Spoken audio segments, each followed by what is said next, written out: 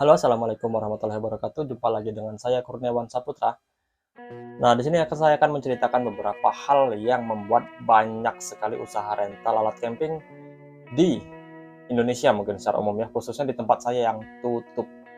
Jadi, karena apa mereka tutup? Ya, simak videonya sampai selesai agar usaha yang kita jalani tidak tutup seperti mereka. Tonton videonya sampai habis, jangan ada yang di skip ya. Nah, seperti yang kita ketahui bersama bahwa usaha rental alat camping menjadi salah satu jenis usaha yang banyak diminati oleh anak muda yang ada di Indonesia, khususnya untuk teman-teman kita yang tinggal di daerah pegunungan ataupun di dekat laut. Karena gaya hidup masyarakat sekarang itu sudah banyak yang mulai menyukai untuk berlibur di alam, baik itu di gunung ataupun di pantai. Bahkan beberapa hutan juga sekarang sudah dibuka sebagai tempat wisata, baik itu outbound ataupun tempat camping. Nah, usaha rental alat camping ini menjadi salah satu usaha yang cukup menjamur, itu khususnya di daerah saya. Mungkin di tempat teman-teman juga cukup menjamur ya usaha ini. Nah, namun kebanyakan usaha ini dijalankan oleh orang-orang yang mungkin awalnya coba-coba gitu ya, tapi karena kurang sabar, jadi banyak dari mereka yang tutup usahanya karena hal-hal yang sebenarnya sepele. Namun ada juga beberapa pelaku usaha yang membuka usaha ini dengan modal yang besar, namun karena dia tidak melalui tahap merintis, jadi akhirnya usahanya langsung jatuh karena salah memilih orang untuk mengelola usahanya tersebut.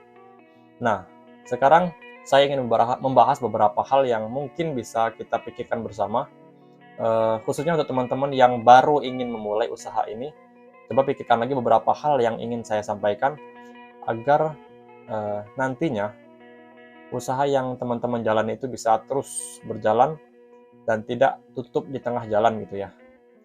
Nah, yang pertama itu apapun yang kita jalani biasanya tergantung niat. Nah, banyak dari teman-teman itu niatnya itu hanya sebatas ikut-ikutan. Jadi membuka usaha hanya karena ikut-ikutan, biar terlihat keren, biar terlihat ya seperti pengusaha-pengusaha rental pada umumnya ya.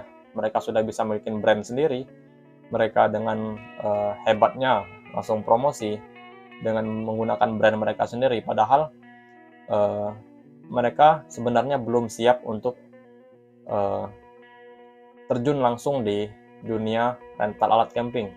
Karena banyak ilmu-ilmu ataupun bekal-bekal pengetahuan yang mestinya harus dipelajari terlebih dahulu sebelum mereka terjun. Dan juga apabila niatnya tadi hanya untuk ikut-ikutan, sudah hampir pasti usaha yang dijalani tersebut tidak akan berjalan dengan lancar karena mungkin tidak dari hati, tapi karena gengsi. Jadi ya akhirnya ikut-ikutan untuk membuka usaha serupa seperti yang dilihat oleh eh, dia ataupun seseorang tersebut yang ingin membuka usaha dengan niatan hanya ingin gaya ataupun ikut-ikutan tren. Jadi banyak di antara teman-teman kita khususnya yang di daerah saya yang tutup usahanya dengan waktu yang singkat. Kemudian yang kedua itu biasanya orangnya tidak telaten atau kurang sabar ya. Karena usaha ini butuh apa namanya itu ya, butuh ketelatenan, butuh kesabaran. Karena di sini usaha kita ini sistemnya menunggu ya, kita nggak bisa terus-terusan jemput bola. Kalau orang nggak mau ngecamp kita terus-terusan kasih daftar harga juga orangnya nggak bakal ngecamp gitu ya, nggak bakal nyewa. Jadi usaha rental alat camping ini sifatnya menunggu ya, mayoritas itu menunggu orang datang ke tempat kita untuk menyewa dan juga kita harus menunggu lagi untuk barang itu kembali ke tempat kita. Dan juga kita harus lagi untuk mencuci atau merawat atau ya mensterilkan kembali alat-alat yang sudah disewa agar bisa disewa kembali. Jadi banyak hal yang sebenarnya harus diniatkan dulu dalam hati bahwa kita sudah siap belum untuk menjalankan hal-hal tersebut seperti menunggu orang menyewa. Itu biasanya nggak jelas waktunya ya, kadangan pagi, kadangan malam, kadang sore, kadang tengah malam.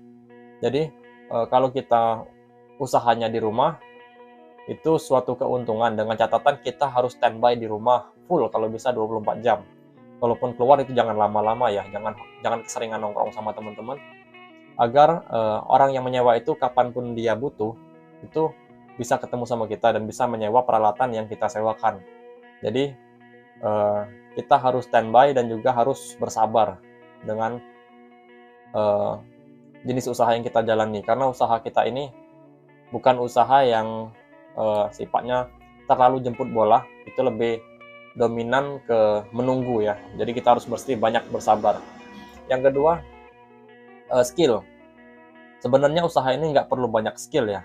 Namun setelah saya jalani sekian tahun sampai hari ini, ternyata banyak skill-skill yang sebenarnya harus juga dimiliki oleh pelaku rental. Skill yang pertama yaitu skill manajemen. Manajemen waktu, manajemen keuangan, dan juga bagaimana cara kita berkomunikasi dengan pelanggan. Karena teknik berkomunikasi juga sangat diperlukan dalam usaha apapun, termasuk diantaranya usaha rental alat camping.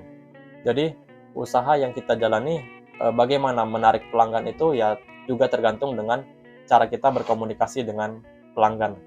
Jadi, teknik komunikasi, kemudian manajemen waktu, bagaimana cara kita mengkondisikan kapan kita harus buka, kapan kita harus tutup, kemudian kapan kita harus mencuci tenda, kemudian bagaimana perawatan perlengkapan yang kita sewakan itu, bagaimana kapan kita harus merawatnya, kapan kita harus memperbaikinya.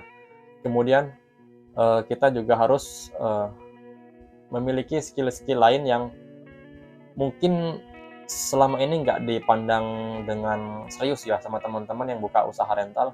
Padahal skill yang beberapa akan saya sebutkan ini menjadi salah satu kunci untuk menghemat pengeluaran dalam memanajemen atau menjalankan usaha ini. Yang pertama itu skill dalam menjahit.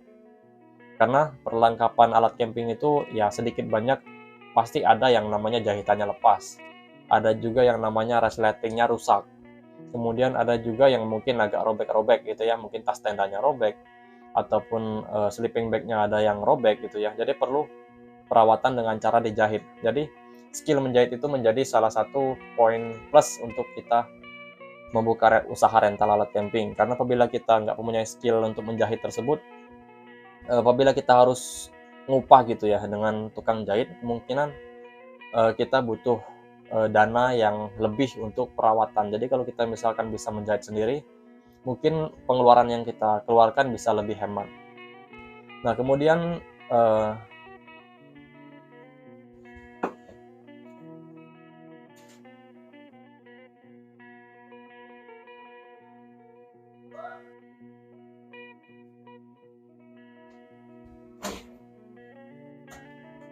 selanjutnya skill yang harus kita miliki dalam usaha ini ialah skill untuk menganalisa ya. Banyak hal-hal yang perlu kita analisa dalam usaha ini, seperti kita menganalisa para kompetitor kita yang ada di daerah kita khususnya, bagaimana cara mereka mengatur harga, bagaimana